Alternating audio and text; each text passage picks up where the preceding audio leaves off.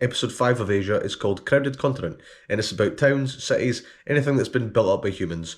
And the first major footage we get is a tiger. She uses pathways that are travelled by humans, but at different times to avoid them. That's quite clever. And we see that she has 4 cubs as well, which is a sign that she's doing pretty well. That's interesting because I think this episode does a good job of showing you animals that are doing well in human habitation. A lot of the time we do focus on animals that aren't doing too well. This one does the opposite. And I think to show a tiger, which is an animal that traditionally doesn't get on very well with humans, living alongside humans and actually doing alright, it's quite interesting. I think that was an interesting choice.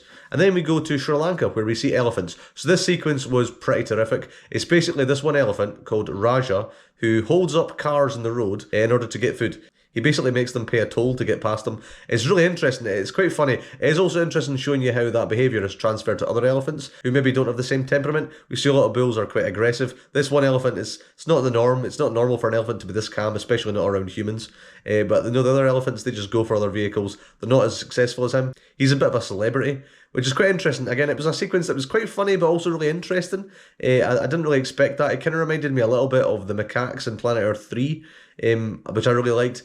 And then we see Sika deer in Japan. So I knew about this. This is quite famous, I think. The city where the deer just come right up to people. And because they're sacred, people are pretty warm to them. They give them crackers. They pet them. It was really weird seeing a kid petting a fawn. Just because they're in an unnatural setting doesn't mean that their natural behaviours have changed too much. No, the males still fight in the rutting season, so they actually get rid of their antlers, which you'd think would put them at a disadvantage. So we see that males that are from kind of out of town, they don't have the same treatment.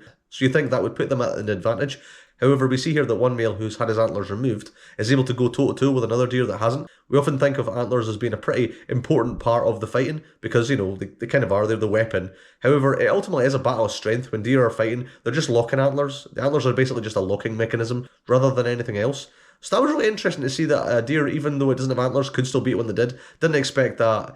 I still think that removing the antlers is probably not great for the majority of deer, but in this case it wasn't, so that was quite cool. I really liked that. Then we go to the north of India where we see Himalayan langurs. They're basically stealing crops, but in order to do that they have to get into the fields and bypass dogs, and the dogs will kill them if they get them. We see them crossing rivers. There's this one dog that chases them and basically just hits a rock. That was quite funny. And we see that when they do get the crops, the dogs are still after them, and they chase them up trees, but they're able to outsmart the dogs. That whole sequence was alright. I can't say it was one of my favourite bits of the episode, but it was still alright. We also see the checkered keelback snake, which is the type of snake that catches fish. We see that it goes up to this bridge where there's obviously culverts going through, and the fish have to swim up them, which has created a perfect ledge for the snakes to catch them. This kind of reminded me of the bears catching the salmon, but on a much smaller scale, and what this sequence turned out to be was incredibly funny. The snakes were pretty crap at catching fish. Compared to other animals like birds, we see this one heron grab 2 fish in one go, showing off. But when the snakes do start catching fish, they start getting a bit too big for their boots. Get this one fish that is literally bigger than them, which was quite funny.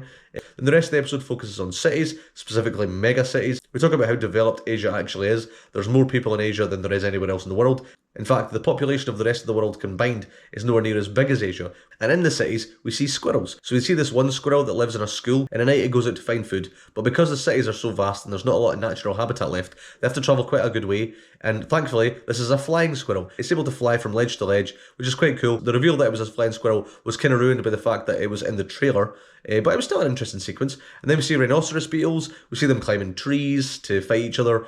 A lot of beetles do this, but it was quite fun watching this one beetle who's, his horn's not very big, gets thrown off the tree, but he climbs back up and sneaks past the males where they're fighting to get to the females. That was quite fun. Then we see water monitors. So the water monitor sequence was something I was looking forward to.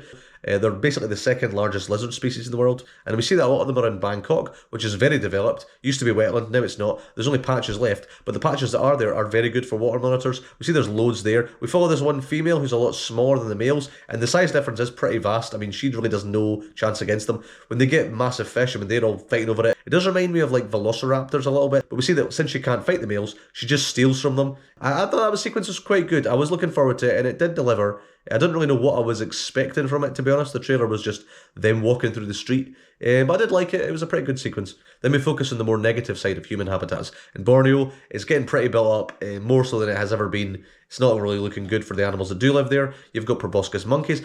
I think they're an animal that a lot of people recognise purely because their noses look pretty stupid. But this was the first time I think we've ever really focused on them in a series. I can't really think of them ever popping up before. We see this one troop try to get to some mangrove forests where they can feed, but because it's so fragmented now, they've got to cross cities to get there. We see them swimming as opposed to crossing a bridge.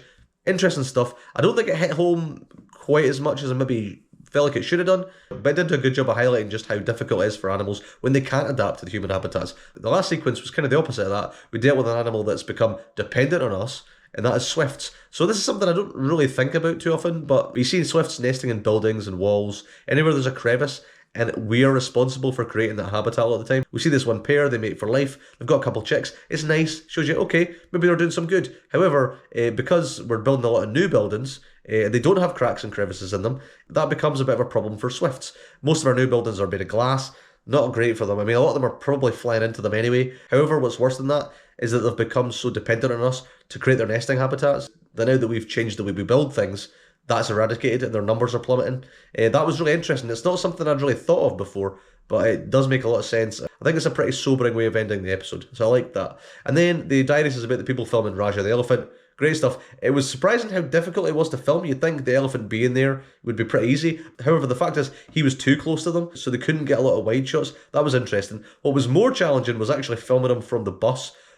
Filming on a bus is something I've never really thought about before, but when you think about it, yeah, it's probably a very challenging environment. There's a lot of people in there, there's stuff like music, you can't always get a seat, you can't always get the best seat to film something. So that's interesting, I hadn't really thought of that before, so I really like that. Yeah, this episode is really good. It's the second best episode of the series after the Frozen North one for me. I did like it a lot more than a lot of the other episodes, I have to say. The highlights for me were probably Raja the elephant, to be honest. The snakes I really liked. The swifts at the end were interesting. There was a lot in here to like, to be honest. I like pretty much a lot of it. So yeah, what were your thoughts? What did you like? What did you not like? What were your highlights? Let me know in the comments below. Feel free to like, comment, and subscribe as ever, or don't if you don't want to. It's fine.